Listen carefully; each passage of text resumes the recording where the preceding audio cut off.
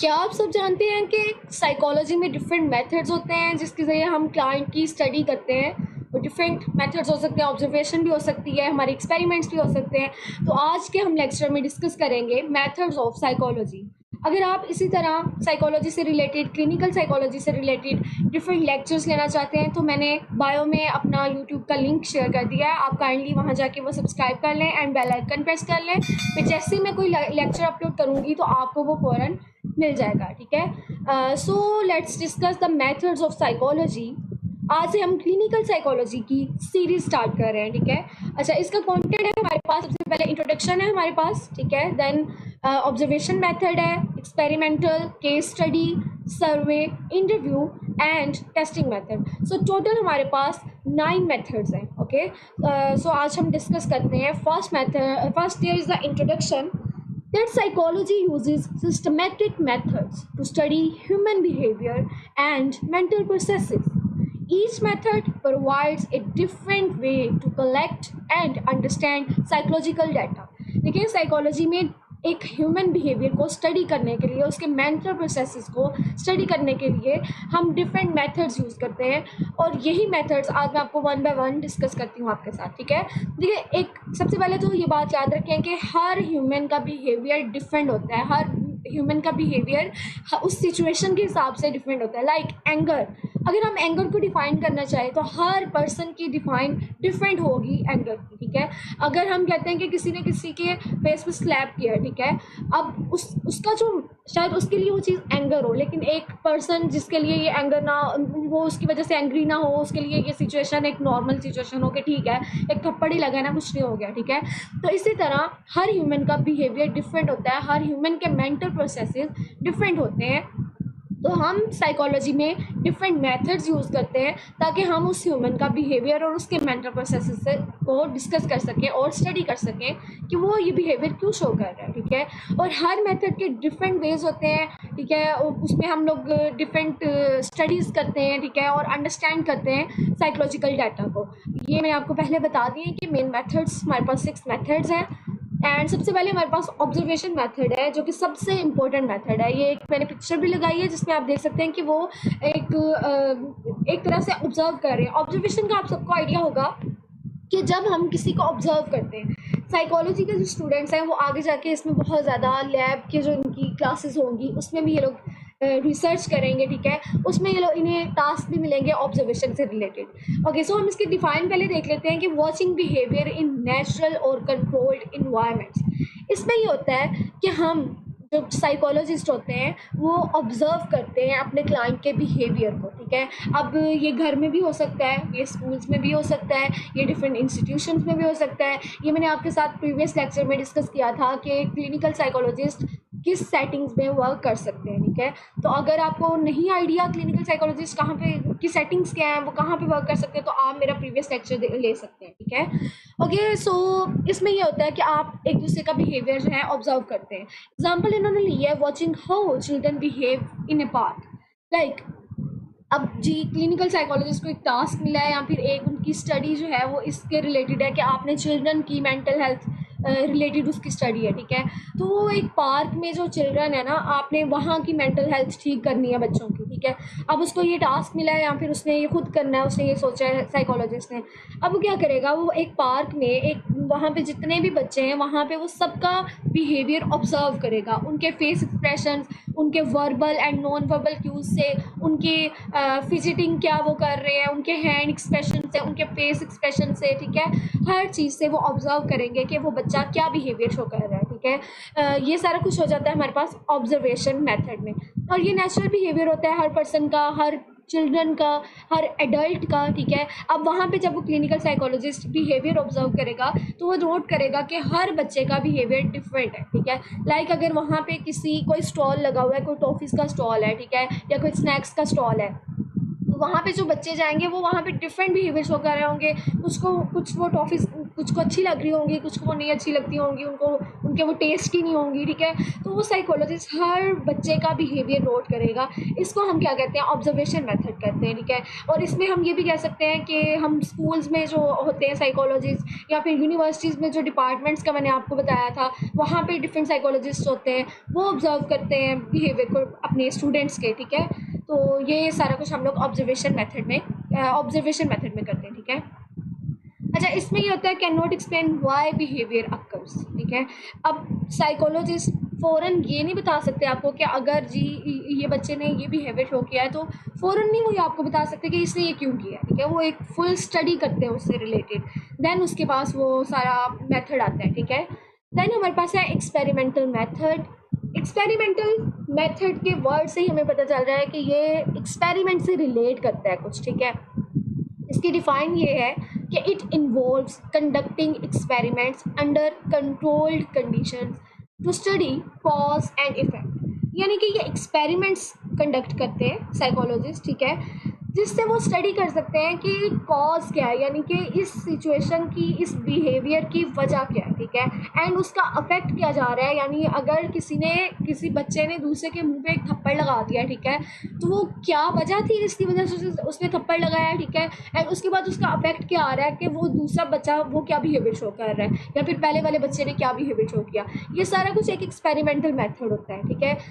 Example इन्होंने लिया है studying whether sleep affects memory by testing 2 groups. अच्छा, इसमें यह है कि 2 ग्रुप्स हमने लिए, एक को हम लोगों ने वेल रेस्टेड ग्रुप कह दिया, ठीक है, यानी उसको हमने कहा कि आप रेस्ट करें, आप अपनी नींद पूरी करें, ठीक है, एक ग्रुप ये हो गया।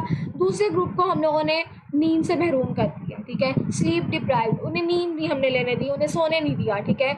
अब ये 2 ग्रुप्स हमारे पास हो गए, ठीक है। अब हमने इन पे एक्सपेरिमेंट किया कि दोनों ग्रुप्स में जिसकी नींद पूरी हुई है उसकी मेमोरी किस तरह वर्क कर रही है, और जिसकी नींद पूरी नहीं हुई उसकी मेमोरी कैसे वर्क कर रही है। यानी उन स्लीप का इफेक्ट हमने चेक किया मेमोरी पे बाय टेस्टिंग 2 ग्रुप्स। तो ये क्या हो गया, हमारे पास एक्सपेरिमेंट हो गया। तो ये तो अभी एक एग्जांपल है ना, इसी तरह डिफरेंट एग्जांपल्स हो सकती हैं, डिफरेंट तरह के हम लोग टेस्ट ले सकते हैं, डिफरेंट हम लोग एक्सपेरिमेंट्स कर सकते हैं, ठीक है। ये हम लोग करते हैं एक्सपेरिमेंटल मेथड में। ये रिलायबल होता है, ये साइंटिफिक होता है, एंड ये कैन प्रूव कैजुअलिटी।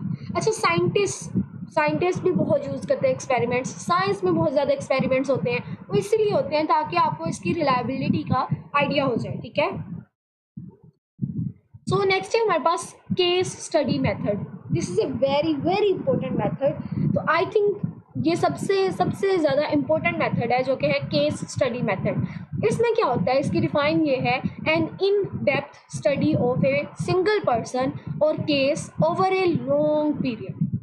इसमें क्या होता है, आप सिंगल पर्सन की यानी सिर्फ एक इंडिविजुअल की पूरी केस स्टडी करते हैं, यानी उसके बैकग्राउंड से, उसकी जेनेटिक्स से लेके लास्ट तक, अब तक वो क्या फील कर रहा है, वो फुल एक केस स्टडी आप करते हैं। यानी इसके बैकग्राउंड क्या था, ये अब क्या सोच रहा है, इसको फ्यूचर की क्या टेंशन है, ठीक है, ये सारा कुछ केस स्टडी में आ जाता है, ठीक है।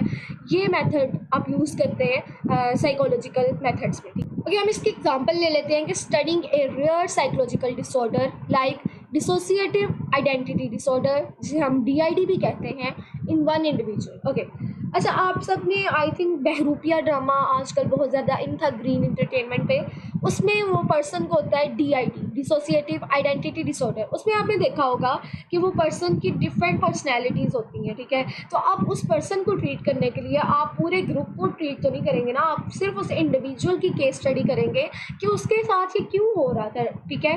तो आप उसका बैकग्राउंड चेक करेंगे, उसका चेक करेंगे कि इसके अंदर इतना एंगर क्यों है, उसके अंदर ये डिसऑर्डर क्यों डिवेलप हुआ है, ठीक है। आप इस चीज़ की स्टडी करेंगे कि इसके अंदर ये जो साइकोलॉजिकल डिसऑर्डर है ये क्यों आया है, उस इंडिविजुअल के आप केस स्टडी करेंगे, ठीक है।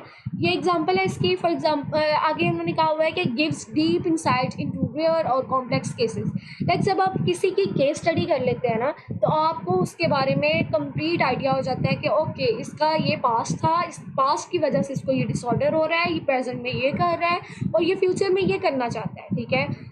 ये हम लोग के पास केस स्टडी मेथड होता है, and it can not generalize results to everyone. Okay, so next method is the survey method. Survey method, अगेन ये सर्वे का भी वर्ड आप लोगों ने सुना होगा बहुत जगह पे।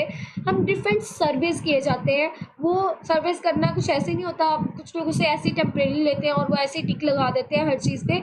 लेकिन ये जो सर्वे होता है ये आप लोगों की, हमारी जो अपनी पॉपुलेशन है ना, इसी की हेल्प के लिए होता है। ये हमारी एक ज़रूरत है सर्वे, ठीक है। तो इसकी हम लोग डिफाइन ये ले लेते हैं कि collecting data from large groups of people using questionnaires or forms, ठीक है। यानी आप डाटा कलेक्ट करते हैं एक लार्ज ग्रुप ऑफ पीपल से, ठीक है, जिसमें हम क्वेश्चनियर्स भी ले सकते हैं, जिसमें हम डिफरेंट सर्वेज के और भी मेथड्स होते हैं वो ले सकते हैं, ठीक है। अब होता क्या है सर्वे मेथड में, हम अपने क्लाइंट की या फिर जो ग्रुप है जिसको हमने ट्रीट करना है, ठीक है, वहाँ पे उन लोगों को एक सर्वे के लिए एक क्वेश्चनियर देते हैं जिसमें हम डिफरेंट ऑप्शन रखते हैं कि अगर आपको ये इतना ज़्यादा हो रहा है, स्वेयर हो रहा है, तो आप 4 पे टिक करें, उससे थोड़ा कम है 3 पे करें, देन 2, एंड अगर नहीं हो रहा तो 1 पे टिक कर दें, ठीक है। इस तरह के डिफरेंट क्वेश्चनियर्स होते हैं। तो जब वो उसको सोल्व करते हैं ना, तो उस मेथड के ज़रिए हम लोग चेक कर लेते हैं कि इस ह्यूमन का बिहेवियर क्या है और इस ह्यूमन का पास्ट क्या है, ये ह्यूमन जो है ये बिहेवियर क्यों शो करता है, ठीक है। इसकी एग्जांपल ये है, conducting a survey to understand stress levels among university students। Like university में जो स्टूडेंट्स होते हैं उनको डिफरेंट टाइप का स्ट्रेस होता है, ठीक है। एक तो ये होता है कि वो एडल्ट हो गए होते हैं, उन्हें डिफरेंट टाइप ऑफ स्ट्रेस और भी आ रहा होता है। इसके अलावा एकेडमिक स्ट्रेस होता है, पेपर्स का स्ट्रेस होता है, मिड्स का, फाइनल्स का, असाइनमेंट्स का, डिफरेंट स्ट्रेस आ जाते हैं, ठीक है। तो उनका स्ट्रेस लेवल चेक करने के लिए हम एक सर्वे करते हैं, उनको एक क्वेश्चनियर देते हैं और सर्वे पूरा बनाया जाता है, ठीक है, क्वेश्चनियर उस वो देते हैं। फिर उसके बाद उनका चेक करते हैं, फिर हम लोग ये सारा मेथड जो है इसको हम नाम दे देते हैं सर्वे मेथड का, और इसके ज़रिए हम उन स्टूडेंट्स का बिहेवियर चेक करते हैं, ठीक है। Then this is quick, low cost and can reach many people. यानी एक सर्वे ही तो बनाना है ना, वो बना के आप जितने मर्जी लोगों को देते रहें। और सबसे अच्छी बात यह है कि ये लो कॉस्ट होता है, ठीक है। और इसमें उन्होंने क्लोज किया हुआ है कि आंसर्स में बी बाइस्ड और डिसऑनेस्ट। जैसे मैंने आपको अभी बताया कि कुछ लोग इसको बड़ा सिंपल सा लेते हैं, तो वो ऐसे ही टिक कर देते हैं, ऐसे ही हर चीज़ को क्रॉस कर देते हैं, तो ये डिसऑनेस्ट भी हो सकता है। और कुछ लोग बाइस्ड होते हैं, वो भी कर देते हैं, ठीक है। तो अगर आपके पास कोई भी सर्वे आए तो ये आप ये माइंड में रखें कि आपकी अपनी नीड है, आपकी हेल्प के लिए ही ये सर्वे बनाया जा रहा है, तो आप उसको अपनी पूरी विल से दें एंड पूरी अपनी ऑनेस्टली दें, ठीक है। देन हमारे पास लास्ट 2 मेथड्स हैं, that is the interview method and the psychological testing. First interview method हम कर लेते हैं। इंटरव्यू से भी हमें समझ आ गई कि इसमें इंटरव्यू लिया जाता है, ठीक है। डेफिनेशन है asking people questions directly to understand their thoughts, emotions और एक्सपीरियंसेस। अच्छा, आपने देखा होगा जो हमने एक फर्स्ट पे किया था ऑब्जर्वेशन मेथड, इसका टोटली ऑपोजिट हो रहा है, ठीक है। ऑब्जर्वेशन में क्या है कि आप एक साइड पे बैठे हैं एंड आप ऑब्जर्व कर रहे हैं लोगों को, ठीक है, ऑब्जर्व कर रहे हैं चिल्ड्रन को, ऑब्जर्व कर रहे हैं एडल्ट्स को। लेकिन इंटरव्यू मेथड ये है कि आप डायरेक्टली उनसे क्वेश्चंस कर रहे हैं, आप डायरेक्टली उनसे क्वेश्चंस कर रहे हैं ताकि आपको उनकी थॉट्स, उनके इमोशंस और उनके एक्सपीरियंसेस का आइडिया हो जाए, ठीक है। तो इसकी 2 टाइप्स हैं इंटरव्यू मेथड की। सबसे पहले स्ट्रक्चर्ड है एंड देन अनस्ट्रक्चर्ड है। स्ट्रक्चर्ड में ये होता है कि आपने क्वेश्चंस फिक्स किए होते हैं, जैसे आप सर्वे मेथड में फिक्स्ड क्वेश्चंस देते हैं ना क्वेश्चनेयर में, इसी तरह आपने क्वेश्चंस पहले से आपके पास होते हैं कि मैंने ये क्वेश्चंस करने हैं, ठीक है। एंड अनस्ट्रक्चर्ड मेथड में ये होता है कि आप ओपन एंडेड क्वेश्चन करते हैं, यानी जो आपको उसकी बातों से समझ आ रही है आप उससे नई बात निकालते हैं, उससे नया क्वेश्चन करते हैं, या फिर उसकी साइकोलॉजिकल हेल्थ को माइंड में रखते हुए आप उससे डिफरेंट क्वेश्चंस करते हैं एंड अपनी मर्जी से क्वेश्चन कर रहे होते हैं, ठीक है। आपके पास कोई फिक्स्ड क्वेश्चन नहीं होता। ये होता है unstructured method. For example, a psychologist interviews a patient to understand the causes of their anxiety, ठीक है। एक साइकोलॉजिस्ट इंटरव्यू करता है अपने पेशेंट का या अपने क्लाइंट का उसकी एंग्जाइटी की वजह जानने के लिए, ठीक है। तो ये हमारे पास इंटरव्यू मेथड आ गया, यानी एक क्लाइंट आया आपके पास, साइकोलॉजिस्ट हैं आप, ठीक है, आपके पास एक क्लाइंट आया आके आपको कह रहा है कि मुझे एंग्जाइटी है। अब आप उससे क्वेश्चंस करेंगे, अगर तो स्ट्रक्चर्ड क्वेश्चंस हैं तो आपके पास पहले से वो लिखे हुए होंगे, आप वही क्वेश्चंस करेंगे। अगर अनस्ट्रक्चर्ड क्वेश्चंस हैं तो आप उससे डिफरेंट क्वेश्चंस करेंगे, जो वो बात कहेगा उसके बाद उससे कोई उसी की बात से कोई उसके स्ट्रेस लेवल को कम करने के लिए, एंग्जाइटी लेवल को कम करने के लिए क्वेश्चंस करेंगे, ठीक है। ये हमारे पास इंटरव्यू मेथड हो गया और ये भी डन हो गया। एंड नेक्स्ट है हमारे पास साइकोलॉजिकल टेस्टिंग, ठीक है। अब ये है साइकोलॉजी से थोड़ा सा रिलेट, डिफाइन है using standardised test to measure mental abilities, personality और बिहेवियर। अब इसमें क्या होता है, इसमें हम साइकोलॉजिकल टेस्ट यूज़ करते हैं, ठीक है। क्या मेजर करने के लिए, एक पर्सन की मेंटल एबिलिटीज़, उसके पर्सनैलिटी और उसका बिहेवियर, ठीक है। एग्जाम्पल है हमारे पास using an IQ test to measure intelligence और a personality test like MMPI, ठीक है। आप लोगों ने IQ टेस्ट का तो सुना है ना, ठीक है। MMPI का नेक्स्ट आप पढ़ लेंगे, लेकिन IQ टेस्ट जैसे होते हैं ना, ये साइकोलॉजिकल टेस्ट होते हैं, ठीक है। इस तरह के डिफरेंट टेस्ट हम यूज़ करते हैं एक पर्सन का बिहेवियर और उसकी पर्सनैलिटी जज करने के लिए, चेक करने के लिए कि इस पर्सन की पर्सनैलिटी किस चीज़ पे बेस कर रही है, ठीक है। सो ये ऑब्जेक्टिव होता है एंड स्टैंडर्डाइज होता है, एंड इसमें प्रॉपर ट्रेनिंग की नीड होती है, ठीक है। यानी आपको इंटरप्शन ना करनी पड़े। अगर आप ऐसे ही किसी को कोई टेस्ट दे रहे हैं और आप उसके बाद सजेस्ट कर रहे हैं जी ये इसका IQ इतना है, ठीक है, ये तो ठीक नहीं होगा ना। आपको इस चीज़ की प्रॉपर ट्रेनिंग होगी तो आप ये करेंगे, ठीक है। तो आई होप कि आप लोगों को अंडरस्टैंडिंग होगी कि साइकोलॉजी के मेथड्स क्या हैं।